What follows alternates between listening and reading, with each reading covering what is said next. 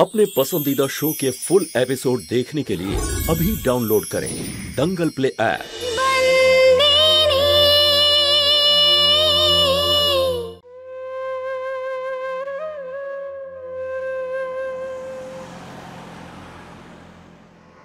শুনুন দাদা, এখানে যেই বাসটা আসবে সেটা কোন দিকে যাবে? ওটা দুয়ারকার দিকে যাবে। ওখানে চলে যাওয়াই আমার জন্য উচিত হবে। এখান থেকে অনেক দূর, কেউ আমায় খুঁজে পাবে না। সন্তু আমার থেকে লুকোনোর চেষ্টা করলেও আমি বুঝতে পেরেছি মালিক যদি আমার আর হিতেনের বিয়েতে রাজি হয়ে থাকেন, সেটা সন্তু আর মালিকের সম্পর্ক ভাঙার শর্তে। যদি ধর্মপুরে ফিরে যাই তাহলে সন্তু আমার আর হিতেনের বিয়ে দেওয়ার জন্য মালিকের থেকে আলাদা হয়ে নিজের জীবনটা শেষ করে দেবে। আর যদি কাকার কাছে ফিরে যাই, হিতেন ওখানে পৌঁছে যাবে। আর হিতেন যদি আমার সামনে একবার চলে আসে, সব উল্টোপাল্টা হয়ে যাবে। নিজের বোনের ভবিষ্যৎ নষ্ট করে ফেলবো। আমার এখান থেকে দূরে চলে যাওয়াই উচিত হবে। সেটাই করি।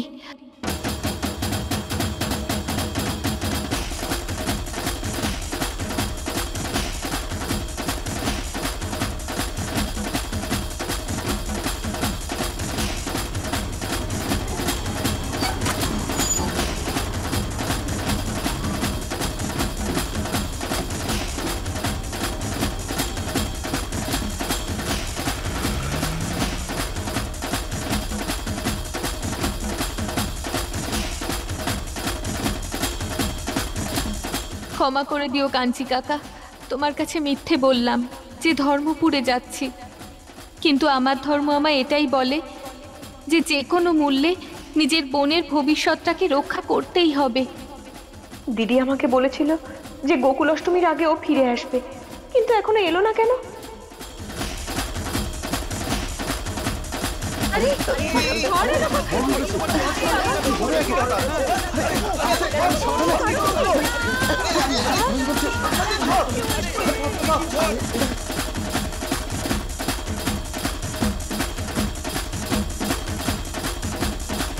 জানি না দিদি এখন কোথায় আছে। অনুষ্ঠান তো শেষের মুখে প্রায়। দিদি এখনো এখানে এসে পৌঁছলো না। এমনটা আবার হয়নি তো যে দিদি দাদুর ওখানে সোজা চলে গেছে?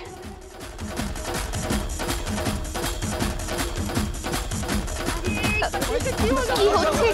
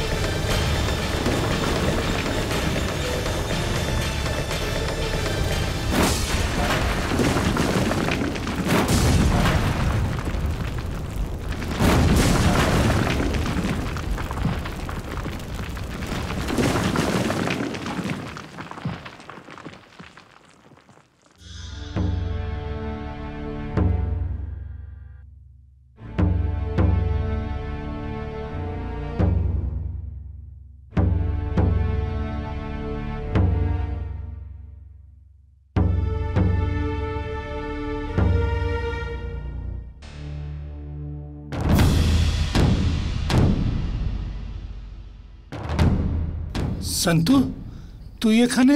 হ্যাঁ দাদু, দিদি আমাকে বলেছিল যে জন্মাষ্টমীর উৎসবের জন্য ও ওখানে যাবে, কিন্তু দিদি এখনো ওখানে পৌঁছলো না। তাই আমি ভাবলাম যে দিদি হয়তো এখানে এসেছে। এমনটা আবার হয়নি তো যে জামখাম্বাড়িয়া থেকে দিদি এখনো বেরোয়নি? না না, ওখান থেকে তো সকালে বেরিয়ে পড়েছে। কি? হ্যাঁ, কাঞ্জি আমাকে ফোন করেছিল, ওই বলেছে। সেই হিসেবে দুপুরে তোর চলে আসা উচিত। আমার মন বলছে যে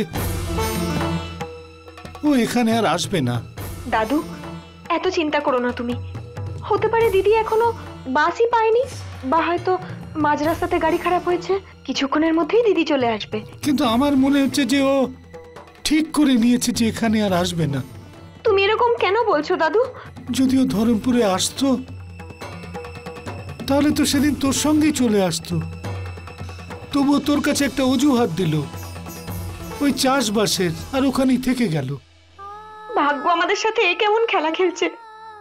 মালিক যখন নিজে খেমি দিদির সাথে হিতেন দাদার বিয়েটাতে রাজি হয়ে গেলেন, তখন খেমি দিদি কেন আমাদের থেকে দূরে চলে গেল? ভাগ্যের কথা তো জানি না, কিন্তু আমি এইটুকু জানি যে নিজের ভাগ্য ফেরানোর জন্য ও তোর ভাগ্যের সঙ্গে খেলা করবে না। যেমন তুই মালিকের সঙ্গে বিবাহ বিচ্ছেদ করে ওর খুশির কথা ভেবেছিস, সেই রকম খেমিও তোর ব্যাপারে ভেবে সবকিছু ছেড়ে চলে গেছে। খেমি আর যাই হোক না কেন, ও স্বার্থপর নয়। কিন্তু দাদু, আমরা খেমি দিদিকে কোথায় খুঁজবো? চেষ্টা তো আমরা করবো ওকে খোঁজবার, কিন্তু জানি না আমার কেন মনে হচ্ছে ও আর এখানে ফিরে আসবে না। ওকে আর আমরা পাবো না। শুধু আমার কোরিয়ার মার কাছে এটাই প্রার্থনা যে ও যেখানেই থাক যেন ভালো থাকে, সুস্থ থাকে।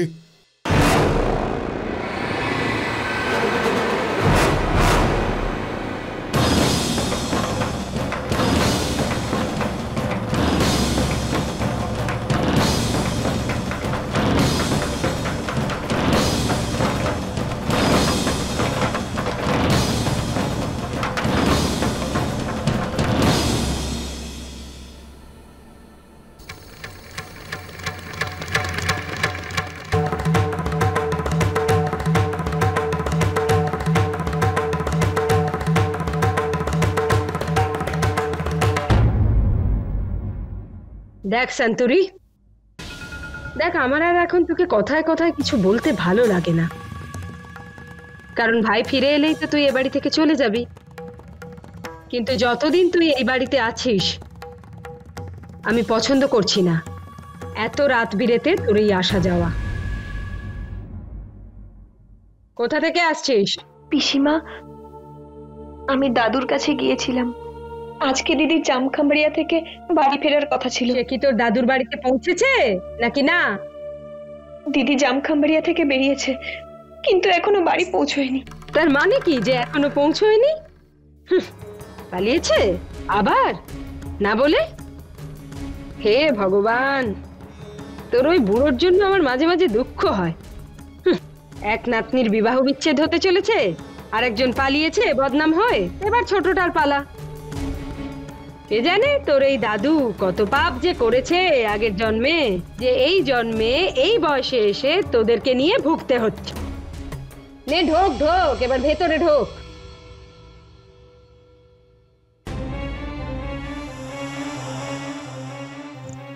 মনে হচ্ছে ভাগ্যচক্র এবার আমার সহায় হয়েছে। আমাকে তো দেখছি কিছুই করতে হচ্ছে না। প্রথমে সন্তরির বিবাহ বিচ্ছেদে রাজি হয়ে যাওয়া, তারপর ভাইয়েরও তাতেই মত দেওয়া, আর এখন খেমির পালিয়ে যাওয়া। কিন্তু আমি চুপ করে থাকবো না, এটাই সঠিক সুযোগ হিতেনের বিয়ে সমীল বাবুর মেয়ের সাথে দিয়ে দেওয়ার।